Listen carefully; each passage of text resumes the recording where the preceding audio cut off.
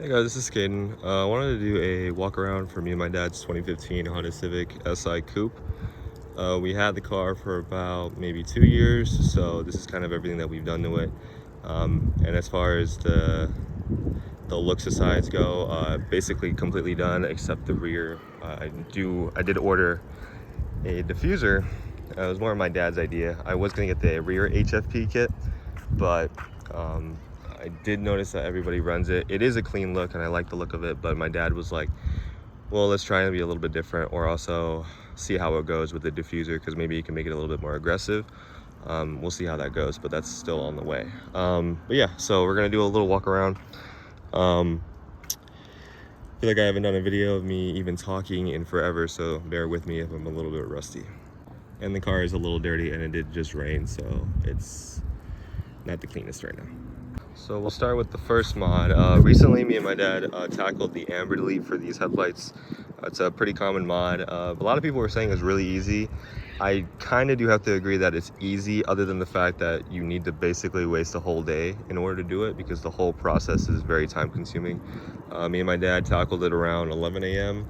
and I think we finished maybe around 8 p.m. It was mostly a day thing. We didn't do it like completely smoothly, like we ran into some issues along the way, so that could probably be why, but we still feel like that it took way longer than we expected. Came out really well, and I think the look of it is way better, because usually the amber for these cars are too much and it clashes with a lot of the other colors that are on this car. So I feel like, you know, now that the whole car is just generally white, black and red as the color theme. Yeah, for the front, we got the red Honda badges. I felt like it would go well with the red SI badge, and that it's a sportier Honda, so that it would look a little bit better with the red, with the overall theme. We wrapped these in black, this part, and usually the bottom of the fog light comes in chrome. The chrome wouldn't look too bad now with the headlights, but I think I like that the blacked out look much more cleaner in my opinion. Speaking of black, we also blacked out the mirrors and the roof in black. We at first tried to wrap it in black wrap, but it didn't really go out too well. The paint for Hondas, especially this one, wasn't super good, so basically we kind of messed up the process, tried to rip off a bit of it, and it ripped off most of the roof's paint, so then we just went to go get it painted anyways. I have a HFP front and side skirt. We did have to paint match it ourselves. Me and my dad had to sand it down and do the whole painting process. I feel like you could kind of tell with the front a little bit. That one already came white, so the white that was already on it kind of clashes with the one that we put on it. But the side skirt was completely black when we first started, and so we did the whole process on that one, and I feel like literally the paints are identical, and I'm really happy with the way that that one came out. That one could be better, but for what it is, it's pretty cheap too.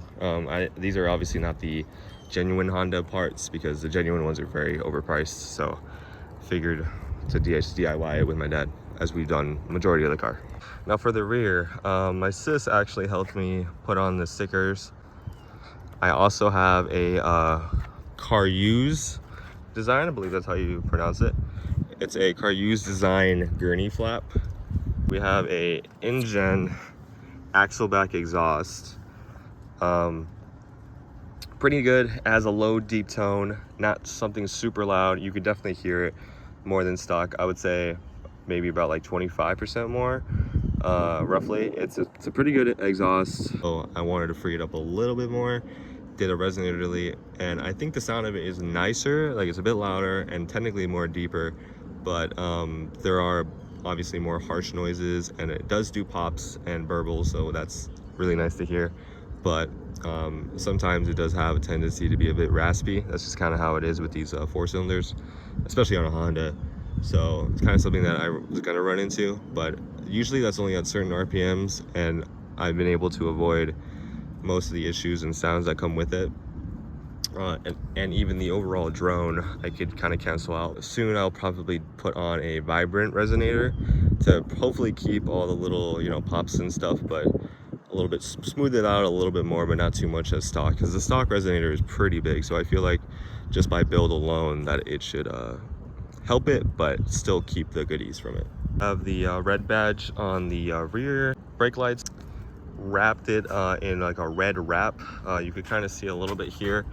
We cut off a little sliver because when we had it completely covered, obviously the rear reverse light would just shine red, and it's really hard to tell that you're going into reverse. So we had to do a little sliver, which I was sad about for a bit, but actually I think it's a little bit of a touch, and it definitely for safety, so that the white light can shine through when I'm reversing.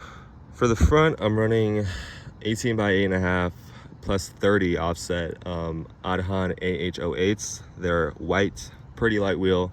Like the look of them, way better than the ones that the owner had on before. And I just overall like the white on white and the spokey look. Then I have the red caliper. Those are just the stock calipers, but me and my dad decided to paint them red. As for the suspension setup, I am running coilovers. They're Tein street basis Zs. My front, I don't know the exact measurements, but I do know that my front is a little bit lower than my rear, but surprisingly the rear rubs a bit more, especially when I have too many people in the car, because the rear kind of sags down way more than the front. So it kind of has like that tucked look anyways when I do end up holding a lot of passengers in the car. So as for the interior, not much done to it. We got the a little Type R, because I do like the Type R. They don't also have a version of this car for Hot Wheels, else I would have put that instead, but just a little mini touch. I got a Mugen styled, I don't know if it's a genuine, but it was gifted to me. It's a Mugen styled shift knob. Got little pillow seats from Daiso, actually, that, you know, they do the job, so it's whatever. And just like floor mats and everything, so not really much on the interior. The badge, I did order a little red badge that's coming on the way to go with the rest of the badges, obviously.